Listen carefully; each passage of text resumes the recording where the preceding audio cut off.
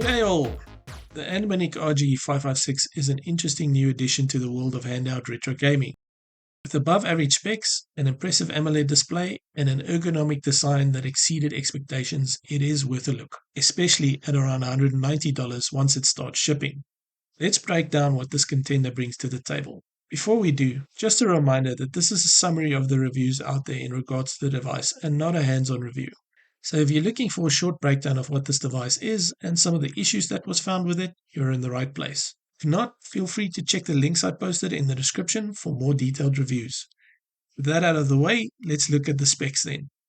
At the heart of the RG556 lies a Unisoc T820 processor with an octa-core CPU and a quad-core Mali G57 GPU.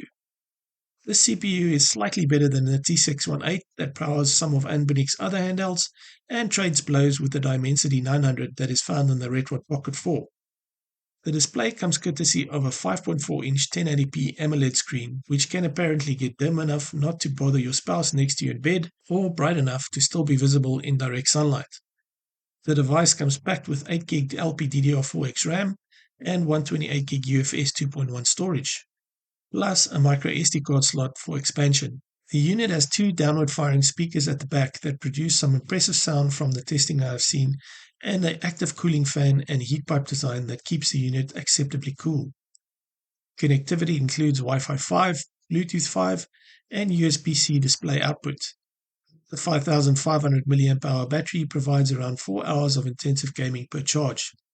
The unit runs Android 13 out of the box, giving you a range of options software-wise and a touchscreen interface as well. It also has controller screen mapping built right into the drop-down menu, so this does provide convenience when you have to configure on-screen controls to physical buttons quickly, like in the case of Genshin Impact. But before we continue, it's time for a comedy break. So tell me, did you hear about the restaurant that opened on the moon? Apparently, they've got great food, but no atmosphere. Hope that made you smile. On to design and ergonomics then. The unit comes in two colors, black or transparent blue plastic.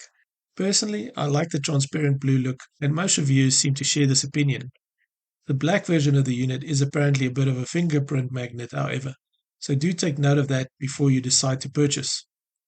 The angular contours feature prominent handles with a textured grip, making this device comfortable to hold despite its weight of 345 grams.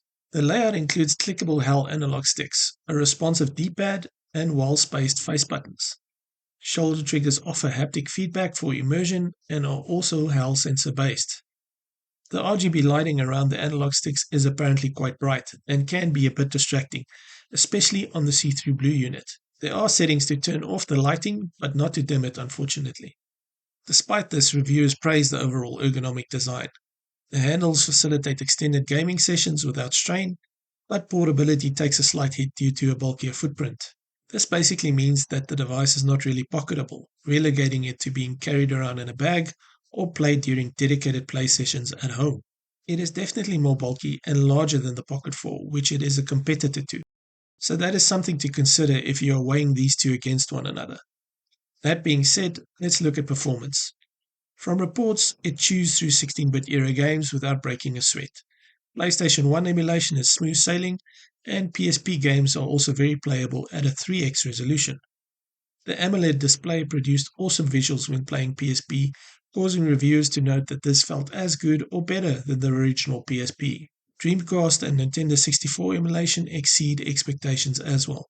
GameCube and PS2 are serviceable at lower resolutions in many titles, but top titles like God of War 2 put strain on this unit, and it appears some tweaking will be required to get a playable experience. Surprisingly, the RG556 even handled some Nintendo Switch games, albeit inconsistently. Streaming was also not a problem on early impression review units as long as you have a compatible 5 GHz Wi-Fi network. So the question then is this unit worth spending around $190 on with shipping? That really depends on what your individual use case and preferences are. From the benchmarks and testing I saw, I would rather opt for the Retroid Pocket 4 Pro, even if it does seem to get quite hot from what I hear.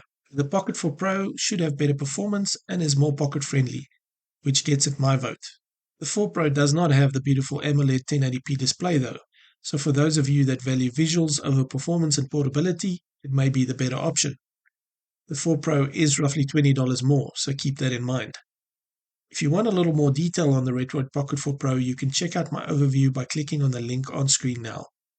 If you're looking to pre-order the RG556, I will leave a link in the description as well. That's it for this video. Don't forget to like and subscribe, and I will catch you in the next one.